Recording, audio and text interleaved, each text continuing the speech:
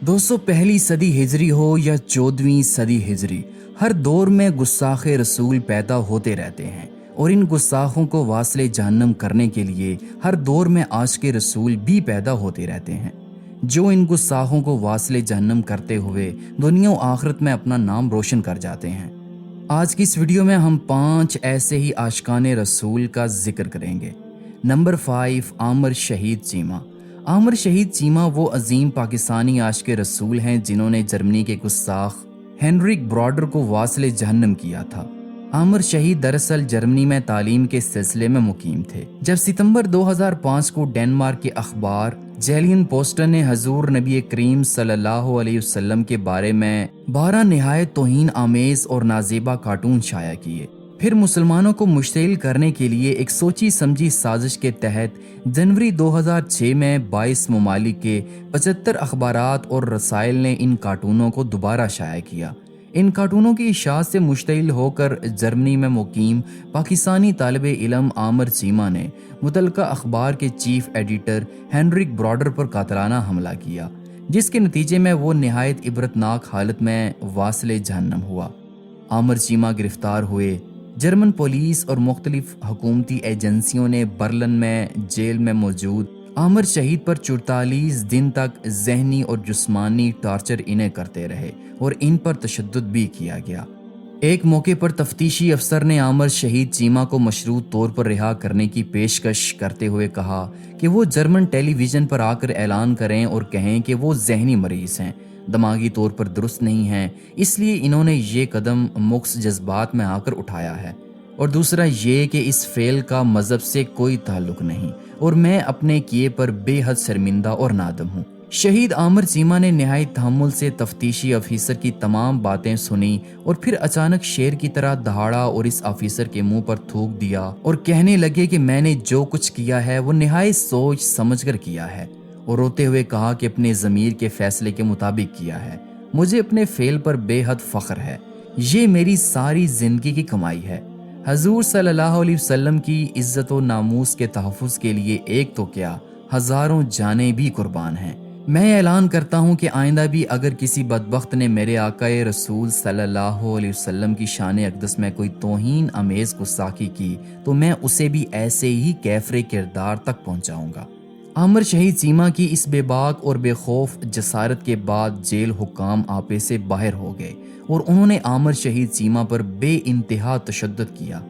आमिर चीमा निहायत अजियत की हालत में अल्लाहु अकबर के नारे लगाते रहे।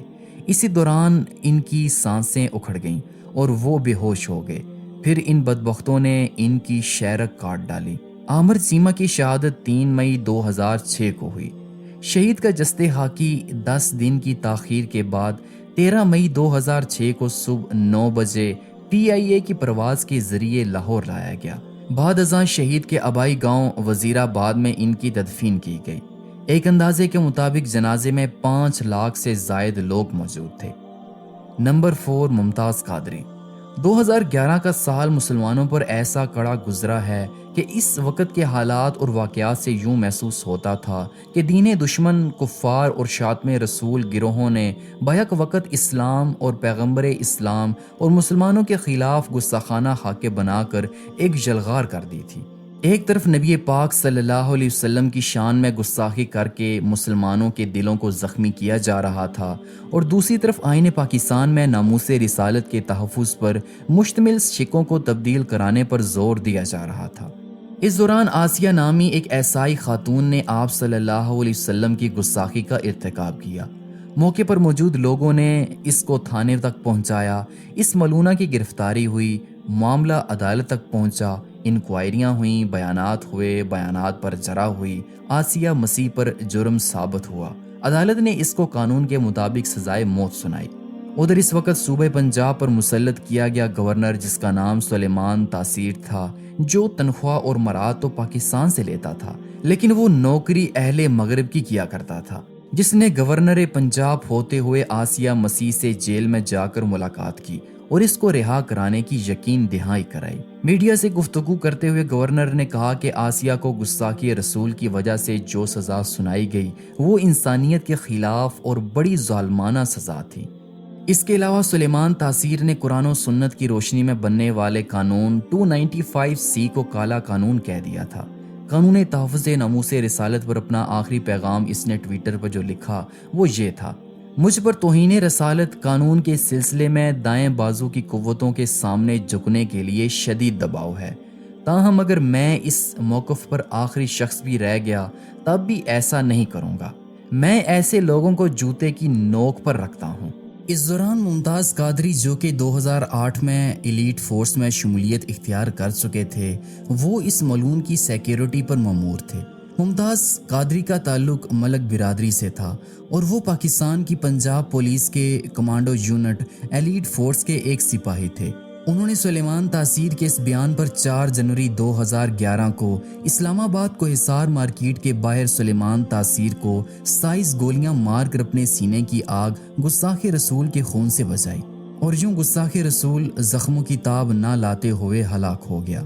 سلیمان تاثیر کو قتل کرنے کے بعد ممتاز قادری نے فوراً گرفتاری پیش کر دی۔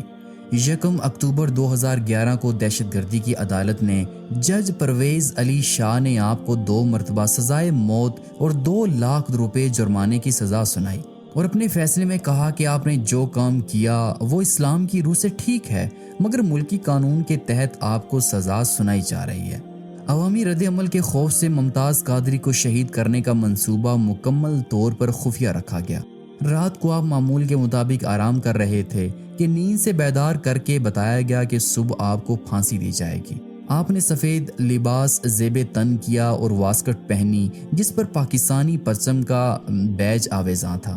ادھر پولیس کی گاڑیاں آپ کے گھر کے باہر پہنچی اور اہل خانہ سے کہا کہ غازی صاحب کی طبیعت خراب ہے، خیر و عافیت دریافت کرنے کے لیے ہمارے ساتھ چلیں۔ آپ کو پھانسی دینے کے لیے 4 بجے کا وقت طے تھا۔ اہل خانہ سے ملاقات کے بعد آپ نے آب زمزم اور رجوع کھجوروں سے سحری کر کے روزہ رکھا، نماز تہجد ادا کی اور وقت مقرر سے قبل ہی پھانسی گھاٹ کی طرف جانے لگے۔ آپ 29 فروری 2016 بروز سوموار صبح 4 بجے نعرہ ہائے تکبیر و رسالت لگاتے ہوئے بارگاہ رسالت میں حاضر ہو گئے۔ نمبر 3، غازی علم الدین شہید۔ غازی علم الدین شہید 3 دسمبر 1908 کو لاہور کے ایک علاقے کوچہ چابک میں سوارہ میں پیدا ہوئے۔ آپ پیشے کے لحاظ سے فرنیچر سازی کا کام کرتے تھے۔ آپ تب منظر عام پر آئے جب لاہور کے ایک ناشر راج پال نے بدنام زمانہ کتاب رنگیلا رسول شائع کی تھی، جس پر مسلمانوں میں سخت بے چینی پھیل گئی۔ مسلمان رہنماؤں نے انگریز حکومت سے اس دل آزار کتاب کو ضبط کرانے اور ناشر کے خلاف کارروائی کا مطالبہ کیا۔ مجسٹریٹ نے ناصر کو صرف 6 ماہ قید کی سزا سنائی، جس کے خلاف مجرم نے ہائی کورٹ میں اپیل کی، جہاں جسٹس دلیپ سنگھ مسیح نے اس کو رہا کر دیا۔ انگریز حکومت کی عدم توجہی پر مایوس ہو کر مسلمانوں نے متعدد جلسے جلوس منعقد کیے، مگر انگریز حکومت نے روایتی مسلم دشمنی کا مظاہرہ کرتے ہوئے دفعہ 144 نافذ کر کے الٹا مسلمان رہنماؤں کو ہی گرفتار کرنا شروع کر دیا۔ مسلمانوں میں یہ احساس پیدا ہونے لگا تھا کہ حکومت وقت ملعون ناشر کو بچانے کی پالیسی پر عمل پیرا ہے، اور یہ کہ اس ملعون کو کیفر کردار تک پہنچانے کے لیے ان کو خود ہی کچھ کرنا ہوگا۔ غازی علم الدین کی غیرت ایمانی نے یہ گوارا نہ کیا کہ یہ ملعون اتنی آسانی سے بچ نکلے۔ آپ نے اس کو اس کے انجام تک پہنچانے کا فیصلہ کر لیا۔ آپ نے 29 مئی 1929 کو راج پال کی دکان کا رخ کیا۔ اس وقت یہ ملعون اپنی دکان پر ہی موجود تھا۔ غازی نے ایک ہی بھرپور وار میں اس بدبخت کا کام تمام کر دیا۔ اس کے دکان کے ایک ملازم نے قریبی تھانے انارکلی کو خبر دی، جس پر پولیس نے آپ کو گرفتار کر لیا۔ آپ اس واقعے کے بعد نہ صرف مکمل طور پر پرسکون رہے بلکہ آپ نے فرار ہونے کی بھی کوشش نہیں کی۔ آپ نے اس کارروائی کا اعتراف کیا اور گرفتاری پیش کر دی۔ مقدمہ ایڈیشنل ڈسٹرکٹ مجسٹریٹ لوئس کی عدالت میں پہنچا، جس نے آپ پر فرد جرم عائد کر کے صفائی کا موقع دیے بغیر مقدمہ سیشن کورٹ میں منتقل کر دیا۔ آپ کی جانب سے سلیم بار ایٹ لا پیش ہوئے جنہوں نے آپ کے حق میں دلائل دیے، مگر نیپ نامی انگریز جج نے آپ کو 22 مئی 1929 کو سزائے موت کا حکم سنایا۔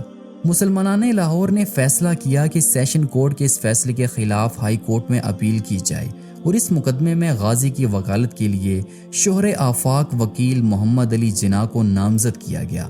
لیکن 15 جولائی 1929 کو ہائی کورٹ کے 2 جج نے فیصلہ سناتے ہوئے سیشن کورٹ کی سزا کو بحال رکھا اور غازی کی اپیل خارج کر دی گئی۔ اپیل خارج ہونے کی اطلاع جب جیل میں غازی کو ملی تو آپ مسکرا کر فرمائے، شکر الحمدللہ، میں یہی چاہتا تھا۔ بزدلوں کی طرح قیدی بن کر جیل میں سڑنے کے بجائے تختہ دار پر چڑھ کر ناموس رسالت پر اپنی جان فدا کرنا میرے لیے کئی گنا زیادہ سکون اور راحت کا باعث ہے۔ چنانچہ اکتوبر 1929 بروز جمعرات کو میاں والی جیل میں آپ کی سزا پر عمل درآمد کیا گیا۔ غازی علم الدین شہید نے اپنے رشتہ داروں کو جو وصیت کی تھی وہ بڑی قابل غور ہے۔ آپ نے فرمایا کہ میرے تختہ دار پر چڑھ جانے سے وہ بخشے نہیں جائیں گے، بلکہ وہ اپنے اعمال کے مطابق جزا و سزا کے حقدار ہوں گے، اور انہیں تاکید کی کہ وہ نماز نہ چھوڑیں اور زکوٰۃ برابر ادا کرتے رہیں اور شریعت محمدی پر قائم رہیں۔ غازی علم الدین شہید کا جنازہ لاہور کی تاریخ کا سب سے بڑا جنازہ کہلایا۔ جنازے کا جلوس 5.5 میل لمبا تھا۔ نماز جنازہ یونیورسٹی گراؤنڈ میں ادا کی گئی، جس میں کم و بیش 6 لاکھ عاشق رسول نے شرکت کی۔ ہندوستان میں مقیم جید علماء اکرام ہندوستان کے کونے کونے سے رسول پاک کے سچے عاشق رسول کے آخری دیدار کے لیے لاہور تشریف لائے۔ مولانا دیدار علی شاہ اور علامہ اقبال نے شہید کو اپنے ہاتھوں سے لحد میں اتارا تھا، جس پر مولانا ظفر علی خان نے کہا تھا، کاش یہ مقام مجھے نصیب ہوتا۔ اس موقع پر علامہ اقبال نے فرمایا، یہ ترکھان کا لڑکا ہم سب پڑھے لکھوں سے بازی لے گیا۔ لوگوں نے عقیدت میں اتنے پھول نچھاور کیے کہ آپ کی میت ان میں چھپ گئی۔ نمبر 2، سلطان صلاح الدین ایوبی۔ سلطان صلاح الدین ایوبی کے نام سے کون واقف نہیں؟ صلاح الدین ایوبی کو فاتح بیت المقدس بھی کہا جاتا ہے، جنہوں نے 1187 عیسوی میں یورپ کی متحدہ افواج کو عبرت ناک شکست دے کر بیت المقدس ان سے آزاد کروا لیا تھا۔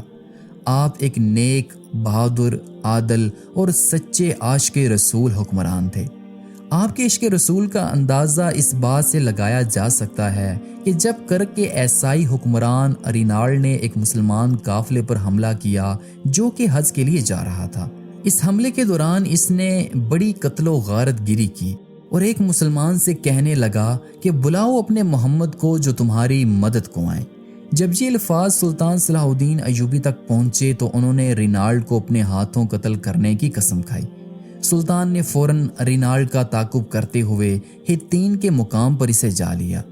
سلطان نے یہیں دشمن کے لشکر پر ایک ایسا آتش گیر مادہ ڈلوایا جس سے زمین پر آگ بھڑک اٹھی۔ چنانچہ اس آتشی ماحول میں 1187 عیسوی کو ہتین کے مقام پر تاریخ کی خوفناک ترین جنگ کا آغاز ہوا۔ اس جنگ کے نتیجے میں 30,000 عیسائی مارے گئے اور اتنے ہی قیدی بنا لیے گئے۔ رینالڈ گرفتار ہوا اور سلطان نے اپنے ہاتھ سے اس کا سر قلم کیا، کیونکہ رینالڈ حضور صلی اللہ علیہ وسلم کی شان میں برملا طور پر گستاخی کیا کرتا تھا، اور سلطان صلاح الدین ایوبی نے اسے اپنے ہاتھوں سے مارنے کی قسم کھائی تھی۔ یہی وجہ ہے کہ اتحادی بادشاہوں کے ساتھ، جو کہ اس وقت سلطان کے قیدی تھے، سلطان نے ان کے ساتھ وہی سلوک کیا جیسے ایک بادشاہ دوسرے بادشاہ کے ساتھ کیا کرتا ہے، اور جنگ کے اختتام کے بعد سلطان نے ان تمام قیدی بادشاہوں کو باعزت طور پر رہا کر دیا۔ لیکن رینالڈ کے جرائم بہت سنگین تھے، جس کی وجہ سے سلطان نے اسے قتل کیا تھا۔ نمبر 1، حضرت وحشی۔ حضرت وحشی بن حرب وہ صحابی رسول ہیں جنہوں نے غزوہ احد میں رسول کریم صلی اللہ علیہ وسلم کے محبوب چچا کو شہید کیا تھا۔ آپ نسلاً حبشی اور جبیر بن مطعم کے غلام تھے۔ غزوہ بدر میں سید الشہداء حضرت حمزہ نے جبیر بن مطعم کے چچا تیمہ بن عدی کو قتل کیا تھا، اس لیے جبیر کو اس انتقام کی بڑی جلدی تھی۔ جب غزوہ احد کا موقع آیا تو جبیر نے وحشی سے کہا کہ تم میرے چچا کے قاتل کو قتل کر دو تو میں تمہیں آزاد کر دوں گا۔ آزادی کا نام سن کر وحشی فوراً تیار ہو گیا۔ میدان جنگ میں صف آرائی ہوئی اور مشرکین کی طرف سے صبا نے مبارز طلبی کی تو حضرت حمزہ اس کے مقابلے کو نکلے اور ایک ہی وار میں اس کا کام تمام کر دیا۔ وحشی جو کہ ایک چٹان کی آڑ میں گھات لگائے ہوئے بیٹھا ہوا تھا، جیسے ہی حضرت حمزہ اس کو قتل کر کے ادھر سے گزرے تو اس نے نیزے سے ایسا وار کیا کہ نیزہ ناف کے آر پار ہو گیا اور حضرت حمزہ رضی اللہ تعالیٰ عنہ اسی وقت شہید ہو گئے۔ آپ کو اپنے چچا کی شہادت کا بڑا دکھ تھا، لیکن جب واشی نے کلمہ پڑھ لیا تو آپ صلی اللہ علیہ وسلم نے حضرت واشی کو معاف کر دیا۔ تاہم آپ صلی اللہ علیہ وسلم نے ان سے فرمایا کہ اگر ہو سکے تو اپنا چہرہ مجھ سے چھپا لیا کرو اور میرے سامنے نہ آیا کرو، جس پر حضرت واشی نے مکمل تعمیل کی اور پھر کبھی زندگی میں آپ صلی اللہ علیہ وسلم کے سامنے نہ آئے۔ حضرت حمزہ کی شہادت کا جرم وحشی کے دل میں ایسا زخم تھا جو انہیں چین لینے نہیں دیتا تھا، اور وہ قبول اسلام کے بعد سے برابر اس کی تلافی کی کوشش میں لگے ہوئے تھے۔ خوش قسمتی سے بہت جلد ان کو اس کا موقع مل گیا کہ جب رسول اللہ صلی اللہ علیہ وسلم کی وفات کے بعد مشہور مدعی نبوت مسیلمہ کذاب کا فتنہ اٹھا تو حضرت وحشی نے کہا کہ اب وقت ہے کہ میں مسیلمہ کو قتل کر کے حضرت حمزہ کے خون کا کفارہ ادا کر دوں۔ چنانچہ وہی نیزہ جس سے سید الشہداء حضرت حمزہ رضی اللہ تعالی عنہ کو شہید کیا گیا تھا، وحشی مسیلمہ کے مقابلے میں جانے والی مہم کے ساتھ روانہ ہوئے اور میدان جنگ میں پہنچ کر مسیلمہ کی طاق میں لگے رہے۔ وہ ایک دیوار کے سوراخ کے پار نظر آیا، سو حضرت وحشی نے نیزہ تان کر اس کے سینے پر ایسا وار کیا کہ نیزہ سینے کے آر پار ہو گیا۔ جو کچھ کمی رہ گئی تھی اس کو ایک انصاری نے بڑھ کر پورا کر دیا، اور یوں حضرت وحشی نے اسلام کے سب سے بڑے دشمن کا خاتمہ کر دیا۔